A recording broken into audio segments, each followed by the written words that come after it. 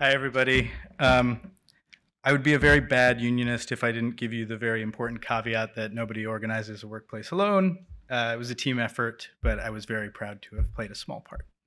So it's a pleasure to be here today. My name is Udit Thakur. I'm a policy advisor and legislative representative at the International Brotherhood of Teamsters, honorary sisterhood of Teamsters, where, among other things, I lead our labor antitrust agenda.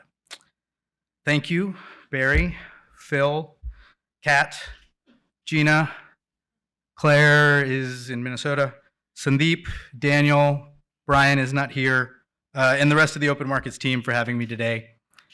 Special shout out to the Union of Open Markets staff. We helped start some good trouble back in the day to ensure that the anti-monopoly movement lives its values, and I carry that experience with me always.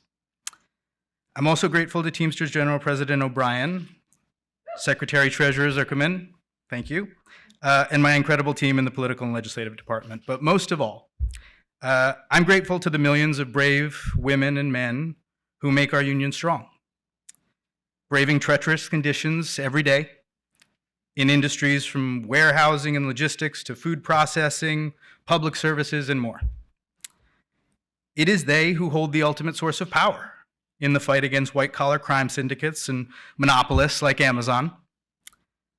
Solidarity. Our next speaker reminds us that solidarity is not just a noun. It's a verb, an action, a battle cry. Sara Nelson is International President of the Association of Flight Attendants-CWA, representing 50,000 of aviation's first responders at 19 airlines. She is among the most dynamic leaders in our country's resurgent labor movement. And when Sara speaks, you can hear the heart of a union. Her spirit of solidarity is a model for the anti-monopoly movement. And with leaders like Sara Nelson leading the charge, the next chapter in this movement's history is sure to be the most transformative yet. So without further delay, please join me in welcoming Sara Nelson.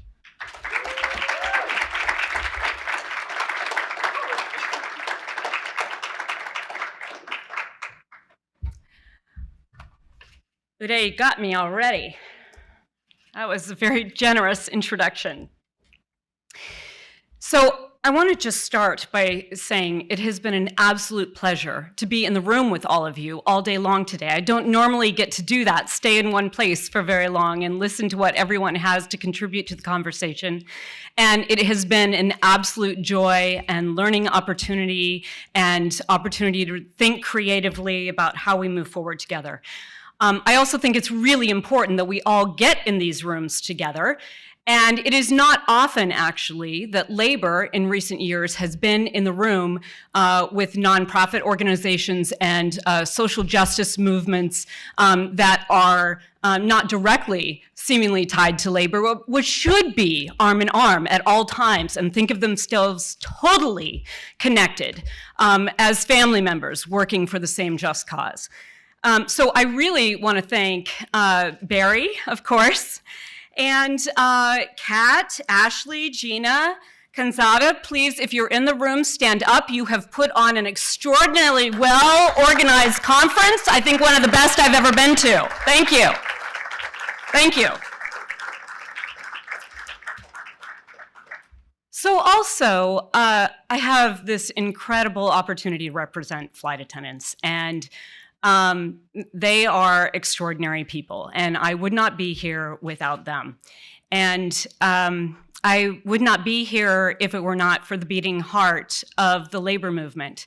And when I say the labor movement, oftentimes people will think of some stereotypical person with a hard hat and a tool belt. But the fact is that the labor movement is actually all of the working people who have not yet organized, because it's a movement to organize and to raise up the working class and to make this world one that is accessible to all of us. And so I really encourage you to take in the fact that I just had this extraordinary, generous introduction, recognizing the power of the flight attendant union that only a few years ago was not even known, a job that was sexualized, objectified, set aside, and where even other union siblings thought that our voice didn't matter. And with that generous introduction, I take that in not for myself, but for the incredible brave women who formed our union in 1945, negotiated that contract in first contract in 1946 at United Airlines with an 8-hour day in it that stood on the shoulders of all the working people for 80 years before that who had fought for the standard of the 8-hour day. But here we are today, after people have been shot down in the hills of West Virginia, beaten on an overpass near Detroit, hanged in Chicago for the Haymarket affair. There were beatings in Stonewall and murders in San Francisco City Hall. And each one of these activists fought for us to have the rights that we have today. And today it's our turn, because there is not an 8-hour day that anyone can say is their own today. They have stolen our labor. They have turned the clocks back. They have taken away the power of the working class, and it is time to rise up and reclaim that and understand that this labor movement is the heart of the CIO, but without the racism and sexism that held us back. So now comes the audience participation portion of this program. If you would all stand up, please. Sit down if you hear something that applies to you. If you have a tattoo, please sit down. If you wear glasses or contacts, please sit down. If you have facial hair, I'm talking to everybody, please sit down. If you're a male, please sit down. If you have children, sit down. If you are married, please sit down. If you are under the age of 25, please sit down. If you are over the age of 32, please sit down. Oh, we're about to get real personal. I'm sorry. Not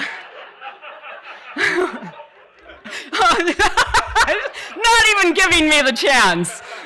The last one was, if you are over 115 pounds, please sit down. That is the product of our flight attendant union, that today anyone with the heart of a flight attendant can become one. We fought back against discriminatory practices that made it possible for me to be standing here in front of you today, because today this is a career and we were recognized as aviation's first responders. If you would take just one thing away from what I have to say today, I hope it's this: that there's only one effective check on organized money, and that's organized workers. More than 100 years ago, the great American labor leader, Mother Jones, said the capitalists say there is no need of labor organizing, but the fact that they themselves are continually organizing shows us their real beliefs.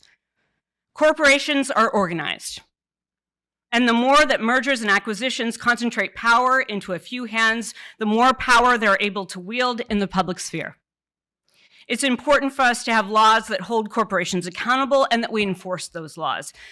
But laws change, often because corporations are organized and effective at changing them.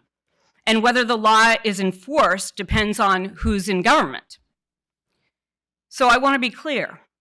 Everyone here is doing the work that matters. We need people working to pass laws, to uphold the laws we have, and to create the conditions for new, better laws. But it's my belief that our economy and our democracy will only be strong and work if they're built on the foundation of organized worker power. It's no mistake that the architects of neoliberalism focus on breaking the backs of labor unions, the power of the people. The only way to break the power of their side is to organize our side, and most importantly, to organize in the workplace. Now, I turn 50 next month. God help me. And every year of my life, union density has dropped. When I was born, it was at 24.2% in the private sector. In 2022, the number fell another 1/10 down to just 6% of the private sector workforce is unionized. Even in one of the most exciting years for union organizing in my lifetime, a year that saw workers scoring victories against Amazon, Starbucks, Trader Joe's, REI, and many others, private sector union membership fell. I could talk about how inequality has gone up every year of my life, and it's true, but everyone here knows that. And the thing I want to highlight is how our loss of power in the workplace has meant a loss of power in our democracy. It's not just that we've lost power in our democracy, we've lost understanding of democracy and hope in democracy.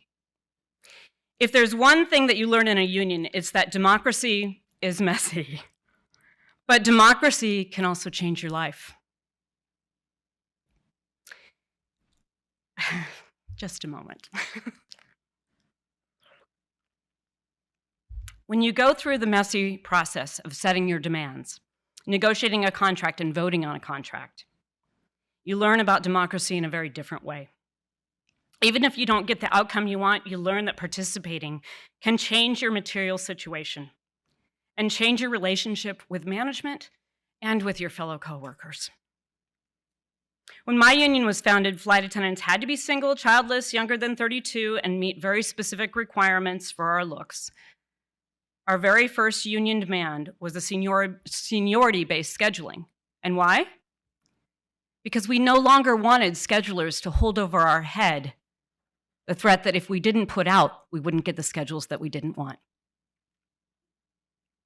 So our first demand was to break their power over the schedules so we could control our own bodies and our own lives. That's a lesson in the potential of democracy that you can't learn anywhere else. When you vote to strike and secure a contract with a real raise and better health care, those are lessons about democracy that carry over into what you believe can be possible in the rest of your life too, and for the people around you. I don't think it's a coincidence that Democrats held power and used it to improve the lives of millions and open our democracy during a time when nearly a third of the workers in our country had a union. And of course, I don't think it's a coincidence that as union density has shrunk, our government has catered more and more to the very few at the very top. I want to give you one critical example of what it means to have real worker power in today's America. Aviation is one of the last bastions of organized power in American economy.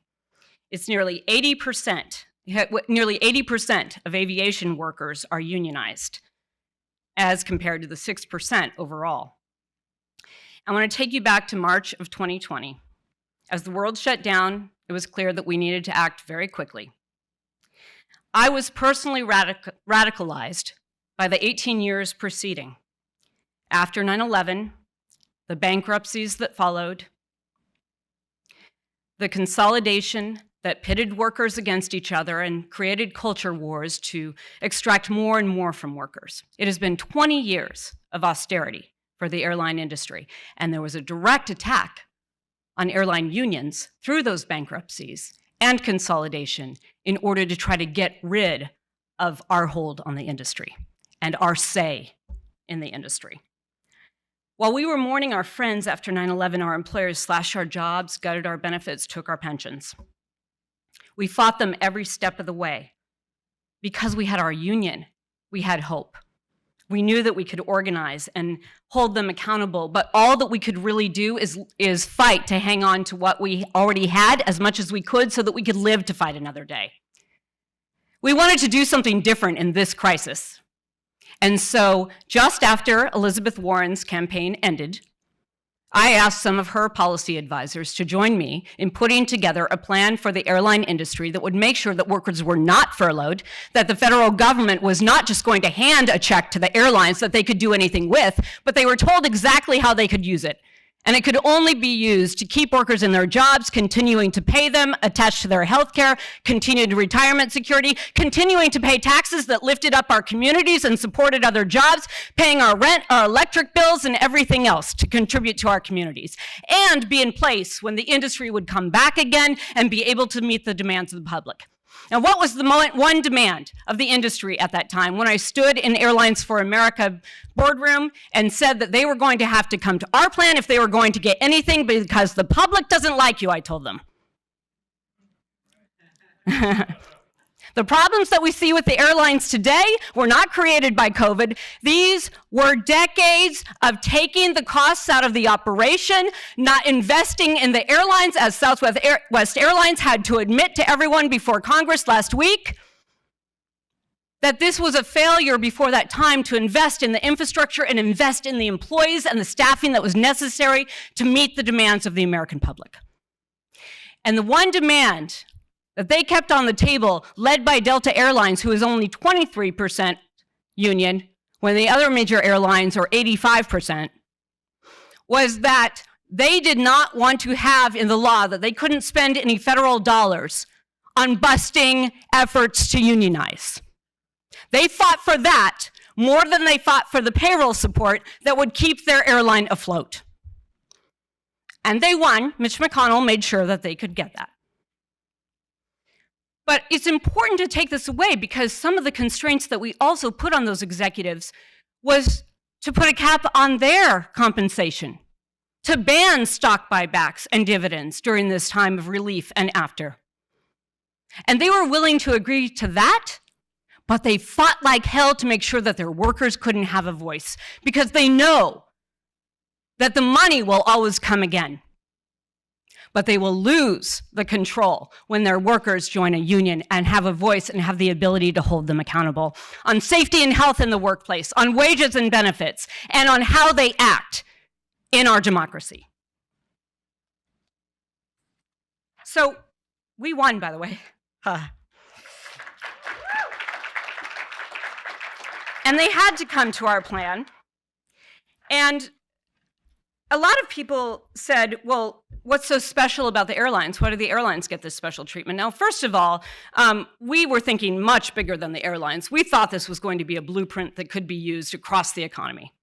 And that's what we advocated for. But really, that's the wrong question. The right question is, why wasn't every industry able to do this? It is because they didn't have the union density and power and forethought to expect the fact that labor's demand should be central to what we're doing in our government, because labor's demands are the demands of the people. The airlines could not have done this by themselves, and the unions probably couldn't have done it either. But because of a history of collective bargaining, we were able to be at that table immediately. We were able to put those demands on the table, and we were able to extract that from them because they knew what we would be able to do if they didn't. If workers in every major industry in America had that kind of power in the workplace, imagine what we would accomplish in our democracy. We could pass all of the popular policies that the people want, but are blocked by money in our politics. I could talk to you about this for hours and hours. We're going to have a further discussion with Sandeep and Helene, so I don't want to go on too long. But at the beginning, I said that if there's one thing that I want you to come away with, it's that the only effective check on organized money is organized workers. And so as I close, I want to underline that point again. When we were sitting with the CEOs of America's airlines and the industry trade group, they gave up raises, the bonuses, the stock buybacks, at least for several years. But again, they would not agree to a deal if it included the requirement that they simply remain neutral on union organizing. The capital class understands that there will always be more money that they can get. They understand that there will be new administrations and a new Congress and sometimes a new court, all of which they believe they can buy. They understand that they may take a knock in this political cycle, but they'll get back up again the next time. And they will use the tactics of the union buster to do it. The 4 Ds: divide, delay, distract, and ultimately demoralize. And they understand that they just have to wait, and they can wait us out. Frederick Douglass told us all that we need to know a little more than 100 years ago, emphasizing the fact that the premier tactic of the boss is racism, and I would add sexism as well. He said that the white workers were blinded to the fact that they were thrown into competition with slaves who worked without wages. And they were blinded by the fact that the slave owners were putting them in this competition by keeping alive their prejudice against the slaves as men, not against them as slaves. Social justice is economic justice. It is at the heart of the labor movement. It is at the heart of anti-monopoly. It is the heart of freedom and democracy. And together with you, I look forward to many more conversations, many more fights, building up the labor movement, and think of this one policy idea that I want you spinning in your heads tonight. In mergers and acquisitions, in antitrust issues, what if one of the penalties for a bad actor is that they have to contribute to a government fund for union organizing, so that the people who are fired, Barry, while they're waiting for that back pay a year later, you can't retroactively restore someone's life. They lose their home, they lose their families, they lose their cars, and the corporations know this. What if we had a fund that they had to pay into, that the government administers, that individual workers can apply for to get grants, to organize their unions in the workplace, to break through that delay tactic by corporations that hope to keep the working class in our place? What if we were to think bigger and stronger about lifting up the individuals who come together and build that solidarity that is a force stronger than gravity? We could totally change our democracy, we could change our world, and we could save it. Thank you.